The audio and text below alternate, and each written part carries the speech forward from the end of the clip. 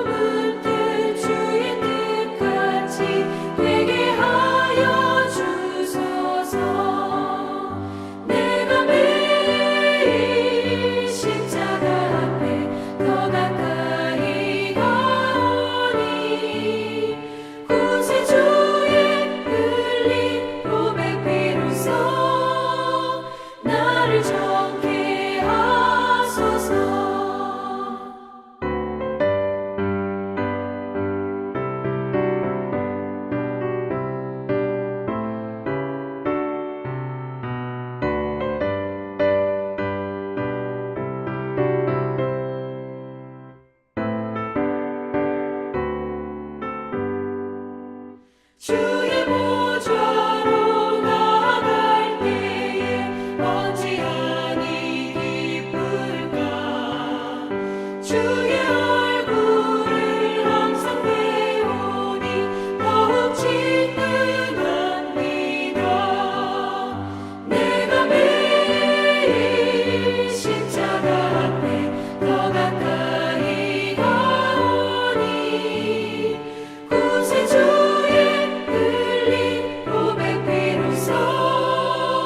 나를 정케 하소서. 우리 구주의 넓은 사랑을 증명할 자 없으며 주가 주시는 참된 기쁨도 헤아릴 수 없도다. 내가 매일 십자가 앞에 더 가까이 가오니 구세주의 흘린 고백 비로소 나를 정케 하소서. 아멘.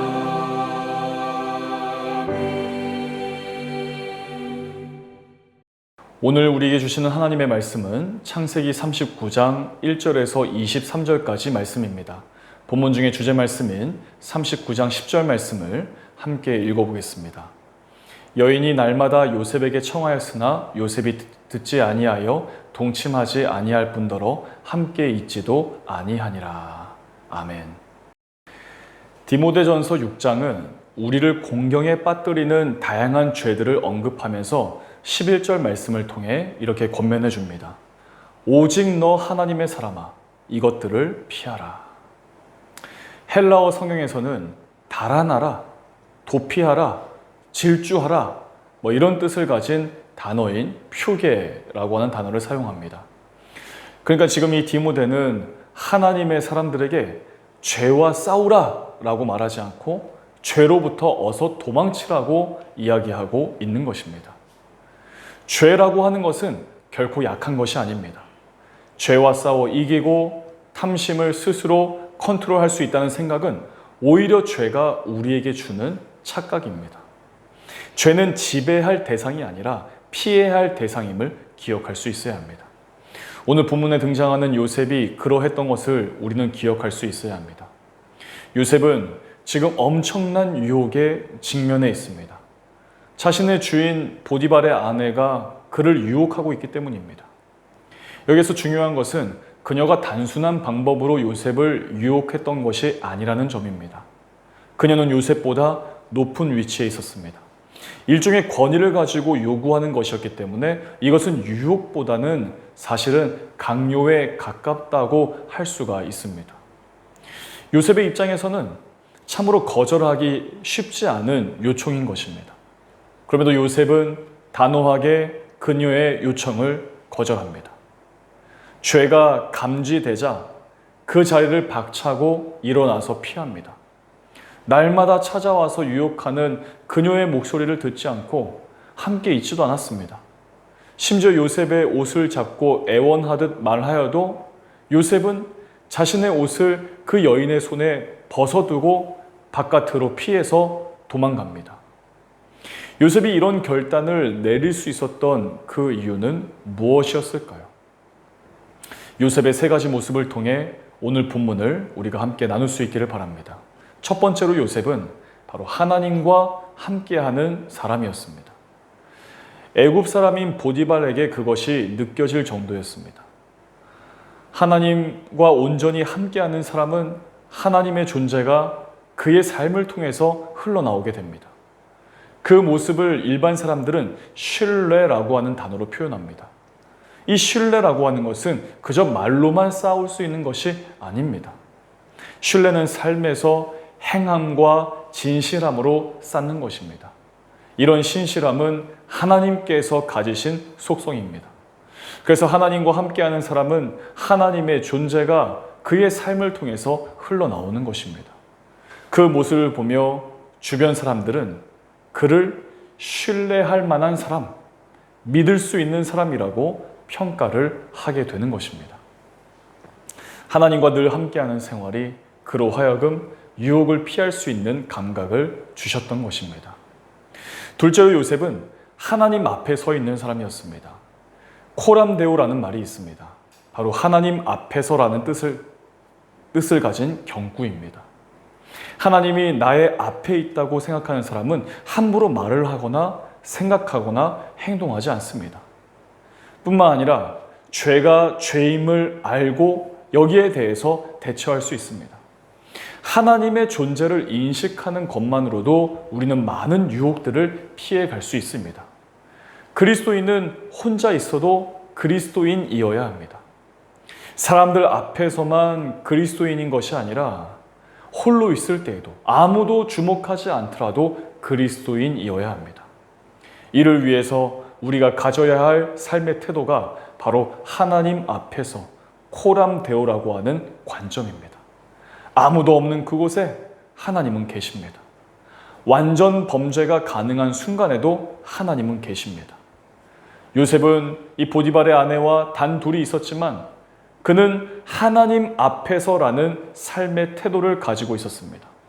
그것이 그에게 죄를 피할 수 있는 힘을 주었습니다. 세 번째로 요셉은 적극적으로 죄를 피하는 사람이었습니다. 그는 자신이 죄를 이길 수 있을 것이라고 함부로 생각하지 않았습니다. 그래서 자신이 처한 상황 가운데 전력을 다해서 도망쳤던 것입니다. 죄가 거할 틈조차 주지 않기 위해서였습니다.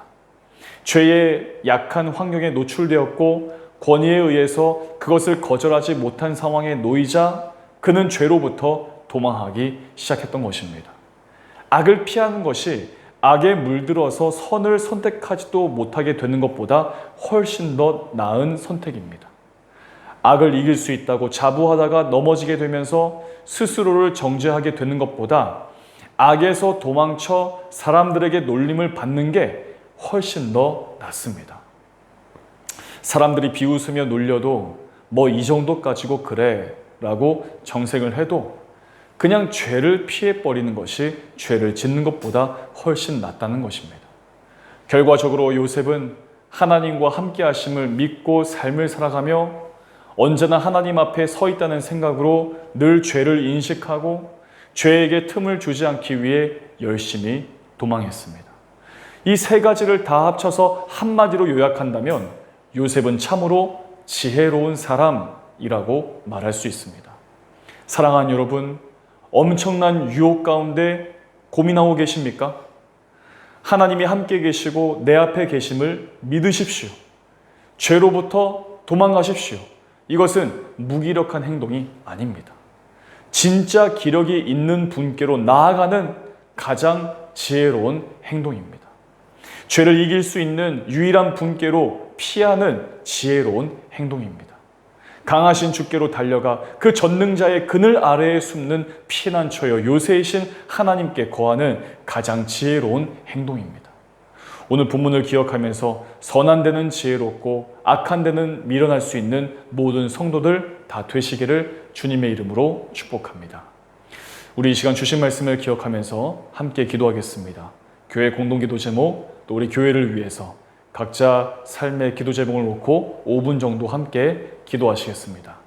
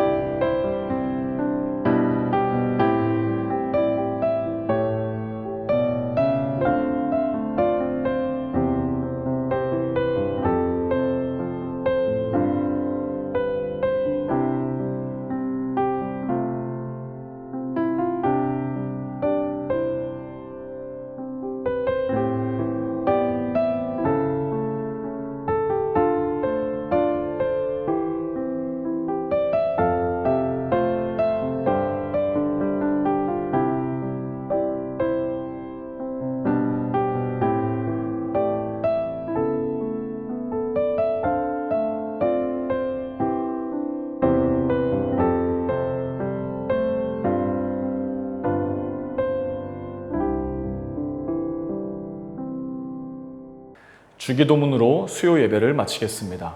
하늘에 계신 우리 아버지, 아버지의 이름을 거룩하게 하시며 아버지의 나라가 오게 하시며 아버지의 뜻이 하늘에서와 같이 땅에서도 이루어지게 하소서. 오늘 우리에게 일용할 양식을 주시고 우리가 우리에게 잘못한 사람을 용서하여 준 것 같이 우리 죄를 용서하여 주시고 우리를 시험에 빠지지 않게 하시고 악에서 구하소서. 나라와 권능과 영광이 영원히 아버지의 것입니다. 아멘.